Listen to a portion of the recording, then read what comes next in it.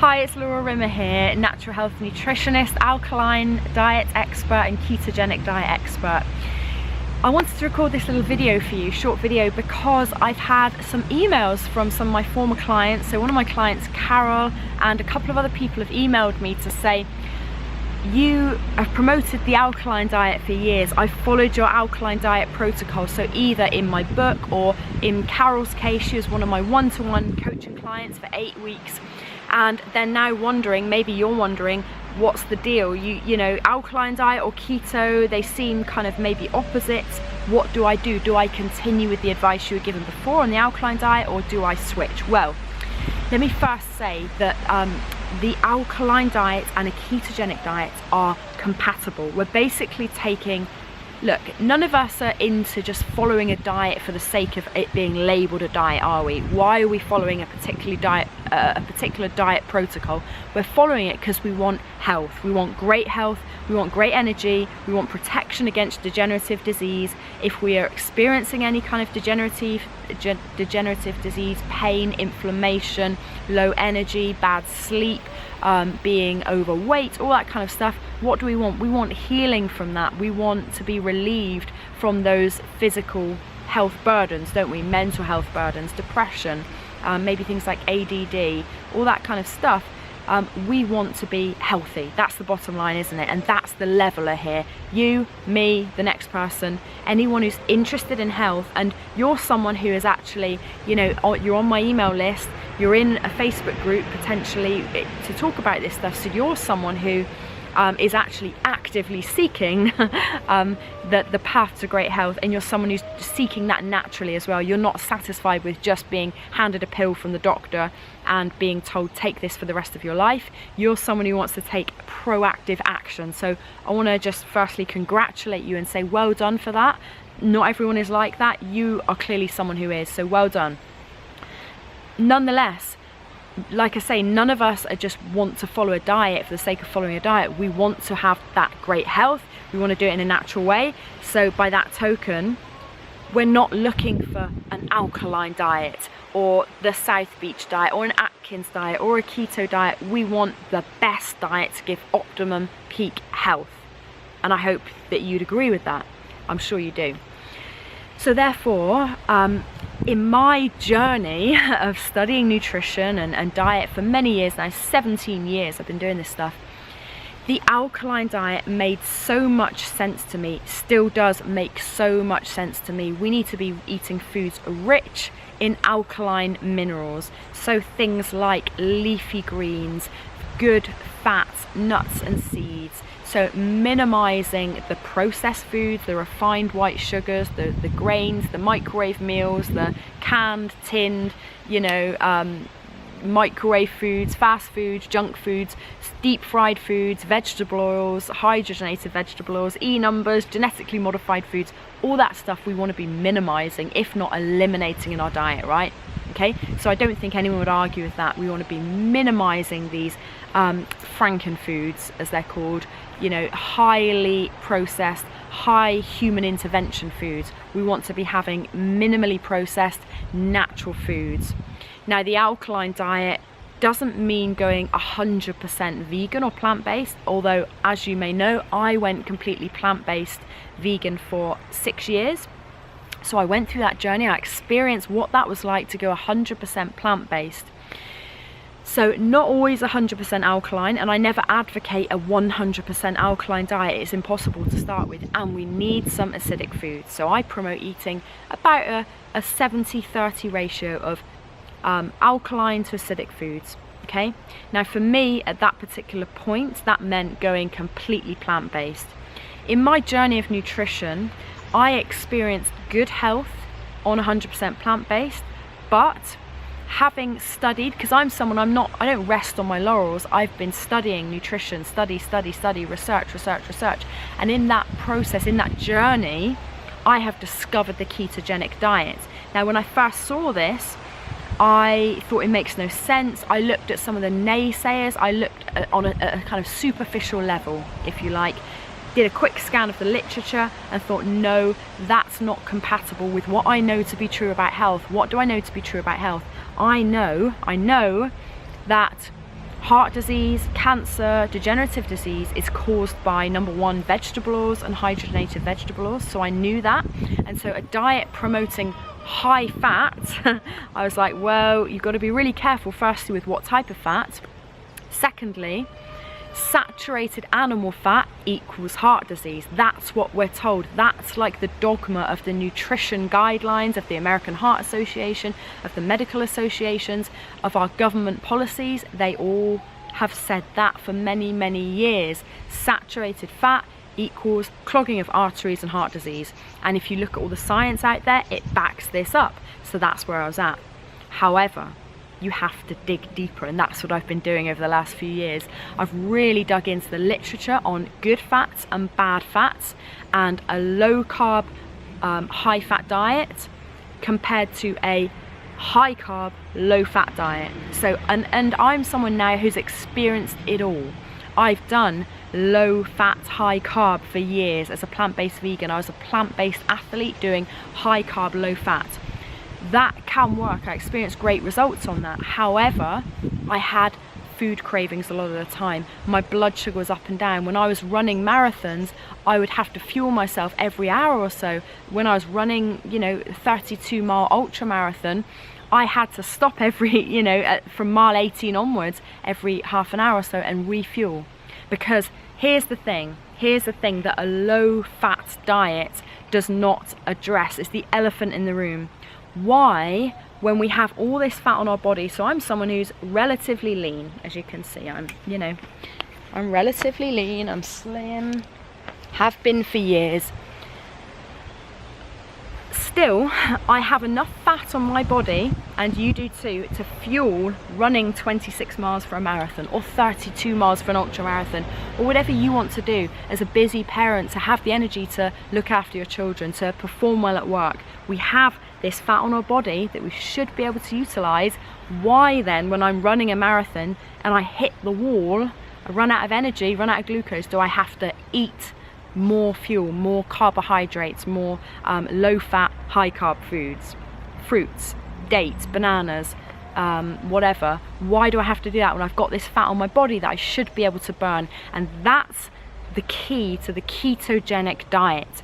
It's about having metabolic flexibility. So instead of just burning fat the whole burning carbs the whole time, which most of us are only able to do, because anytime we eat a carbohydrate, whether it's refined white sugar or whether it's a sweet potato or a squash or some healthy whole grains, it's still carbohydrates, and our body says, thank you very much, I'm going to use that sugar and ignore any fat. So your body is unable to burn fat. A ketogenic diet is about lowering the carbs, so it forces, or it gives your body the ability to now tap into your fat stores on your body to burn fat as fuel.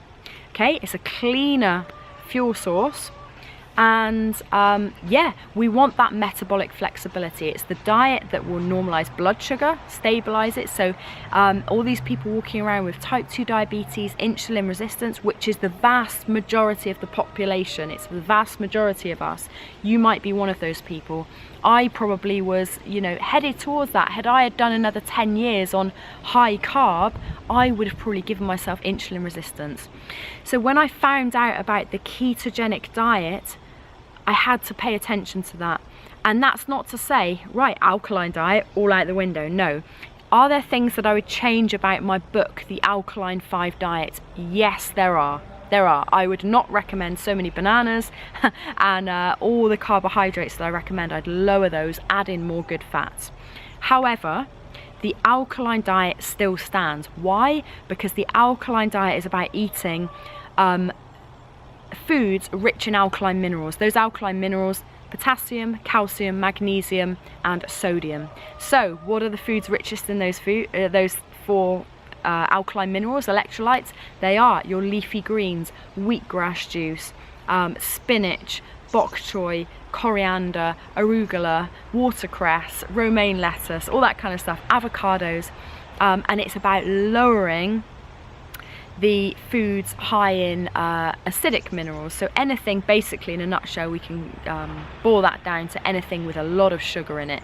So that's why on the alkaline diet, the 5 fruits that are alkaline are lemon, lime, grapefruit, avocado, tomato, basically. If you could go on into all the other vegetable type fruits, but they're the main ones. So in terms of like strict, what we think of as fruit, you've got lemon, lime, grapefruit, and that's the same on a ketogenic diet.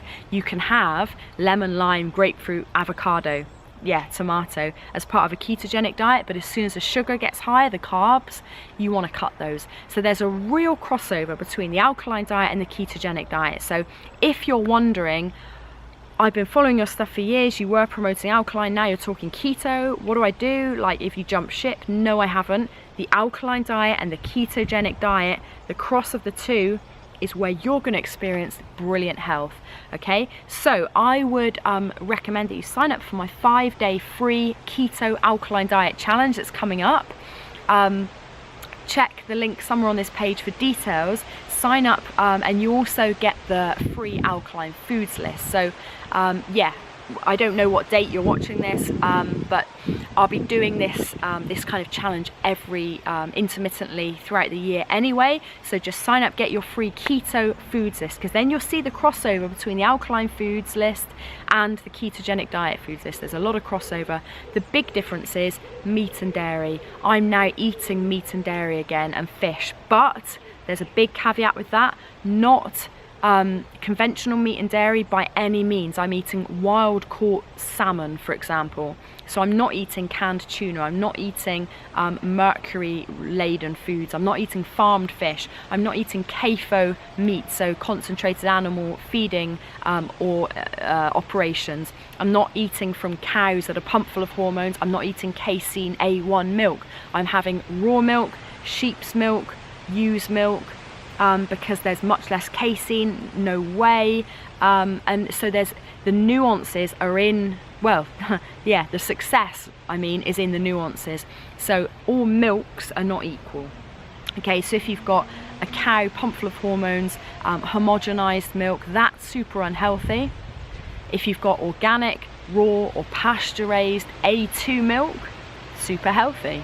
Okay, so this is what I've learned over the last 5 years. I've learned it all along, but it's really, really been the focus of my work in the last 5 years, and certainly over the last year I've really honed in on this stuff, is that it's all in the nuances. Great health is in the nuances. Okay, so the final thing I want to say is that my coaching clients, and if you've been familiar with my book and the protocol in my 7-point framework for optimum health, healing and weight loss, absolutely stays the same. Okay, so you can follow that and you will thrive. So let's look at that.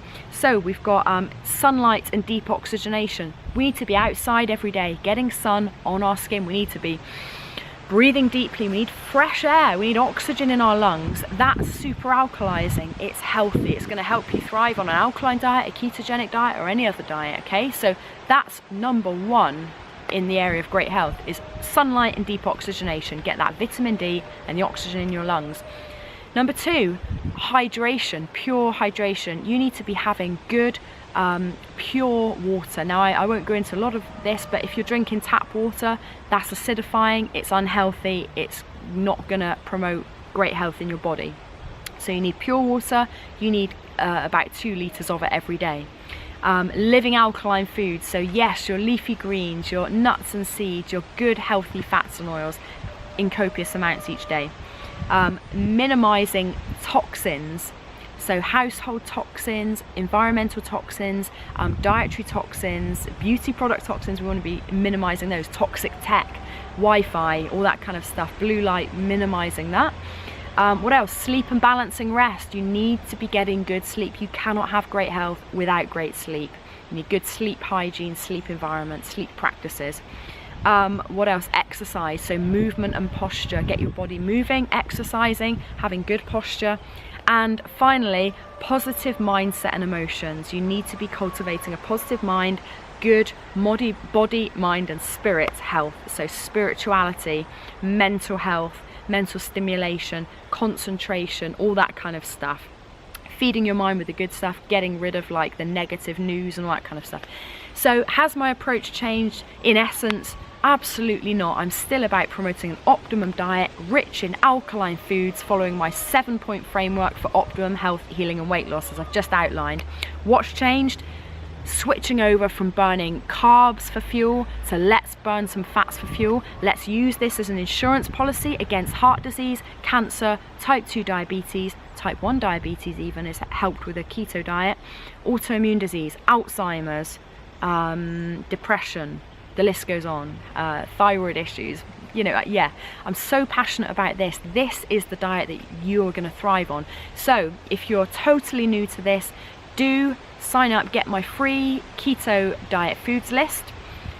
Jump on board with my 5-day free training where there's going to be daily live training on Facebook. If you're not on Facebook, don't worry, you can still receive the emails. I will post a summary page probably on YouTube, but I'll send you a link anyway with the daily trainings. And you can also get my Keto 101 course. It's currently at like $17, I think. Super cheap to find out more about this stuff. So I hope that answers your questions, puts your mind at ease, and you know, lets you know that I'm still absolutely committed to your health, to optimum health. And yes, the keto diet and the alkaline diet are very compatible, and we're going to have the best of both worlds for sustained weight loss, stabilizing your blood sugar, giving you metabolic flexibility, which is where great health lies. So yeah, I'm Laura Wilson. Thanks for listening, and I'll speak to you again.